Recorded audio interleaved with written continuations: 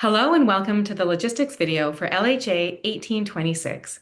I'm Dr. Grace Karram, and this course is Comparative Higher Education, one of my favorites at OISE.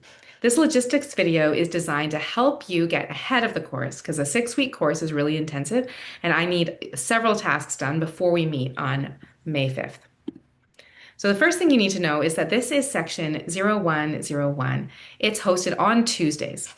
We are going to run from May 5th until June 16th, but that is the first point of discussion, actually.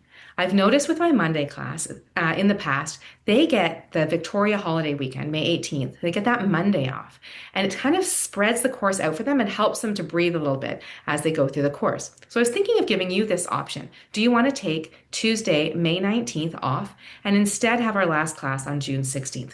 The caveat with this is it's sort of a governance decision because it's already in the calendar and some people may have plans. So I need 100% consensus. That means that if you do not want us to make this choice, just email me directly. This will stay confidential. No one will know it was you. And if you already have something scheduled for the week of May 16th and can't, or June 16th and can't make it, we won't do this. So this is a synchronous class on Tuesdays from 6 to 8 p.m. You might have noticed in the course schedule that it was scheduled for Tuesday and Thursday, but I will give you asynchronous work to work at your own time. You can do your group discussions then, do your learning portfolios, and we will just be meeting for 2 hours on Zoom on Tuesday. That does mean that I put a lot of emphasis on these 2 hours on Zoom, so you need to have a quiet place to work, a working camera, a working microphone, and you need to come prepared to participate. Now, if you've taken courses with me before, you know I love to make things flexible for students, pick your own learning activities, but I've noticed that in this class, too much flexibility does not work. Students start to get behind. So you might be wondering, is this course mandatory? Yes, it is. You must come to all 6 weeks that we have scheduled. So look at your schedule. If you have something else already planned and we're planning to miss a course, you may want to take a different course this summer. So what is a compressed class? Well, if you think of the regular semester from September to December, it's 12 weeks, 3 hours each week, and you have about two weeks of paper writing at the end. Well, a compressed course is exactly half of that. So we have 6 weeks of class with about a week or two of paper writing at the end. That means you're going to feel like you have a deadline every single week. And I mean, that's because you do actually have a deadline every single week, and it can feel really intense.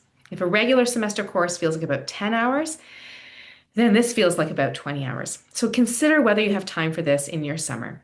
I also do have a group work component, so there'll be some scheduling of when you can meet with people as well. So what are we going to do each week? Well, at 6 o'clock, we're going to head on to Zoom and have a bit of a question and answer or grounding activity with myself or with a guest speaker. At 6:45, we'll break it into round table discussions where you will present activities that you've done based on the readings. We'll have a wrap up that we come back to. I'm doing some exit tickets and thoughtful reflection at the end of the class. And then from 7:30 onward, those who want to meet in their groups for presentations will have a chance to do this. Now, you can reschedule this at your own time, but you do need to send me an email to confirm that you are meeting. So you might be worried that a regular semester course has 3 readings. Does that mean we're going to have 6 readings each week for this class? Well, you won't. I've tried that. It doesn't work. Instead, you're going to have 4 readings, which I do then expect you to really produce some sort of thoughtful reflection on. I'll have 2 lists on each week, and you will choose 2 readings from each list. So you have a bit of flexibility in what you read, hopefully tailoring it to your own interests in the course. You'll need to complete a learning activity for weeks 2, 3, 4, and 5, and 2 actually for week 5, for a total of 6 learning activities, and these are related to the readings. And so you may have remember if you've taken a class with me, you need to have 1 reading in your learning portfolio activity. For my PhD students in this class, you need to have at least 3. Master students just need 1 reading in the learning portfolio, but you might choose to put more in. And using these readings, you're going to end up hosting a roundtable discussion, presenting your activity, and raising 3 questions. So what are the other pieces of assessment for this course? Well, I mentioned the roundtable presentation already, and this is linked to a learning portfolio. There are very, very detailed instructions on this in Quirkus. And if for any reason you see a discrepancy between Quirkus and this PowerPoint, go with Quirkus. So the learning portfolio is worth 36% of your course, and it really helps you see that you've understood the readings, you've asked some serious questions, and can reflect on those. You're going to write a major research paper for this course, and you're going to hand in a proposal for that. There is a template online to look at, please. That's due on May 20th. You will also have a group presentation that is a 15-minute video that you will make, actually adding the lecture for that week, posting them on June 5th so that your peers can look at those and do their activities based on them. And then I do have because it's an online course and we want to make sure we're all bringing our best to this learning community. We're ready to prepare. We've brought questions to class. We're asking our peers questions when they present.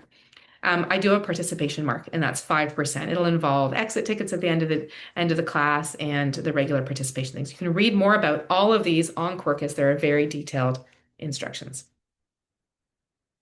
Now, you may want to know about extensions because there is a paper and people often ask for extensions. So I don't like extensions. I find that if I back the assignment up and then everyone asks for extensions, they get it done for a certain date, but I could have just given you all that time in the first place. So I like to give students as much time as I can give them with allowing for my marking load, and I'd like them to not ask for extensions. So please ask a week in advance if you know that you'll need something, just so I know that the things are building up. I know you were working on it before things got crazy.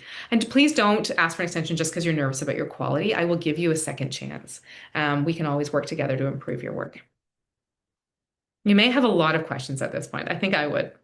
And if you have a logistical question about the course, please put it in Quarkus under questions about the course, which is in the discussion board. This is really important because if you have a question, someone else probably has it and allows us to get questions answered quite quickly. If there's broken links, if you're worried about a due date, if there's a discrepancy between the syllabus and something else, which may happen, put it in Quarkus. I will answer it there. If you have a personal question, illnesses, extensions, please email me directly. You also need to have a one-to-one consultation with me in the first 2 weeks of class so we can begin to brainstorm your learning goals for the class as well as your paper topic.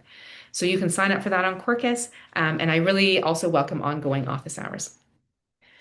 So what do you need to do before our first class on Tuesday, May 5th? Please go to Quarkus, go to Module 1, the introduction.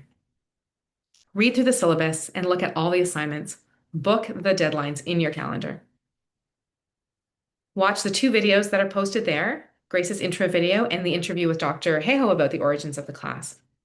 Read my article, The Barrier Between, and you'll see some questions that you need to answer based on those and bring them to the first class. Complete the intro form, book your one-to-one meeting with me, sign up for your round table presentation. These activities will take you around 2 hours, so please book some time before May the 5th. And of course, I want you, as you look at the syllabus and the assignments and the different topics, begin to brainstorm some ideas for your final paper. All right, I'm really excited to have you in class. See you Tuesday, May 5th at 6 p.m.